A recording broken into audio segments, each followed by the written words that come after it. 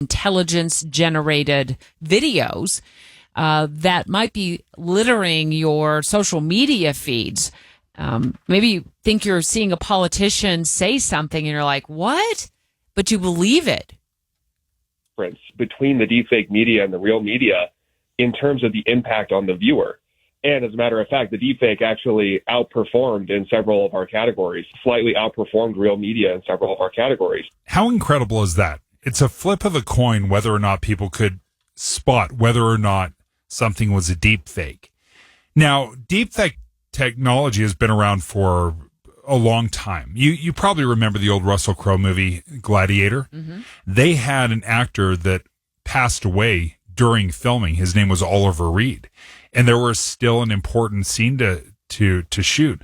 And they actually used deepfake technology to recreate this one scene. So it has been around for a long time. But it took hundreds of hours and computers and pictures. Right now, you can upload 1 or 2 photos of somebody, and you have almost instant access to deepfake technology. One of the students involved in this study said that it was just her working on a free app over a weekend, Amelia, and she was able to create a deepfake video in no time. Amelia Powers-Gardner on the line with us right now. She's a Utah County Commissioner. And I heard you say something yesterday in response to this UVU study that was conducted, and looks like they had almost 300 participants that they showed deep fakes and real videos to. And you said, hey, in some cases, they may be deep faking a local news reporter who's reporting something that's totally false on a deep fake video, but you're fooled. You're fooled by that. Yeah. So one of the things that they have found, and there was a study that was done in the UK and in the EU, and they were looking at dis and misinformation being spread by Russia. So they were specifically looking for Russian influence in the European Parliament elections. And what they found is this pattern where if you do a deep fake of an elected official, of a politician, oftentimes people kind of know what their governor looks like, right? And when you do this deep fake, sometimes people question, is that real? But what they find a higher success rate with is if they do a deep fake of a reporter reporting fake news. So then it's not like, oh, well, there was this video, but it was deep fake. It was like, well, no, I saw it on the news and the news verified. And wow. So what they found is 2 things. Number one, they'll create fake content and then have it look like it's being reported by a local reporter. The second thing is they're actually fabricating reporters. So as an example, what they would do is they would create something called like the Santa Fe Times, which doesn't exist as a real news station or a publication in Santa Fe. And then they'll create fake reporters, Barbara Johnson, for the Santa Fe Times.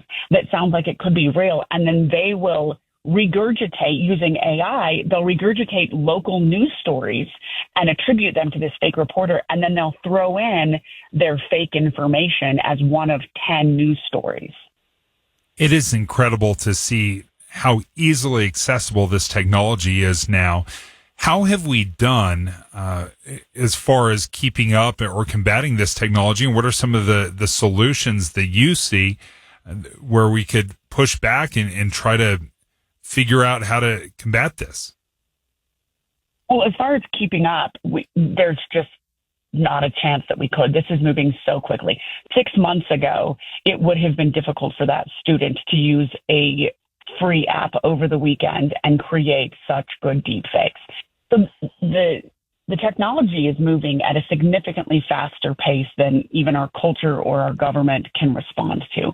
So we're not keeping up. But there are some emerging technologies that can help us. Ironically, I think the solution to the technology problem is going to be more technology. But there's 2 in particular. There's one that was actually highlighted at UVU yesterday and has a partnership with the Gary Herbert Institute. That technology is called SureMark, And what SureMark does is it adds a digital watermark, a dynamic digital watermark to digital content. Think of it, they described it to me like a picture from Harry Potter, where the picture moves. In Harry Potter, those pictures will move and be animated. It's a digital watermark that moves to ensure that it's not copyable. And as creators create content, this could be a news reporter like you, it could be an elected official like me. As we create content, we would add our watermark to it to show that this is authentic content. There's one way. Yeah. The other way is there are some technologies, like there's a company out of Austin called Polygraph that with over 90% accuracy, it can scan digital content and tell you with a 90% accuracy if it was created using AI content. Okay. That's a plugin that you would put on your browser. So, but these are things we would have to add, we would have to know and add to our daily routine. Check for the watermark, scan this with Polygraph, and see if we can determine whether or not what we're consuming is AI. Amelia Powers Gardner is with Utah County Commission. She's a Utah County Commissioner. Live on the line, she was involved yesterday in the press availability that happened regarding a UVU study on deep fakes, which found that about half of Americans who encountered artificial intelligent deep fakes videos on social media that are fake don't realize they're looking at a fake video. And I have to ask you this question because we are so close to a major election. You know, election day is Tuesday. What is your concern in terms of politicians being deep faked? Well, we've already seen deep fakes of our governor, of Spencer Cox, in this election.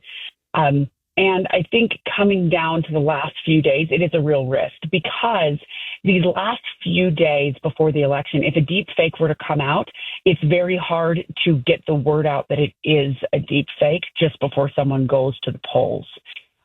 So this is a real concern that if you see anything that comes out and you're confused, it doesn't seem on pattern, it doesn't seem on par, it seems sensational that would happen, question it before you assume it's true.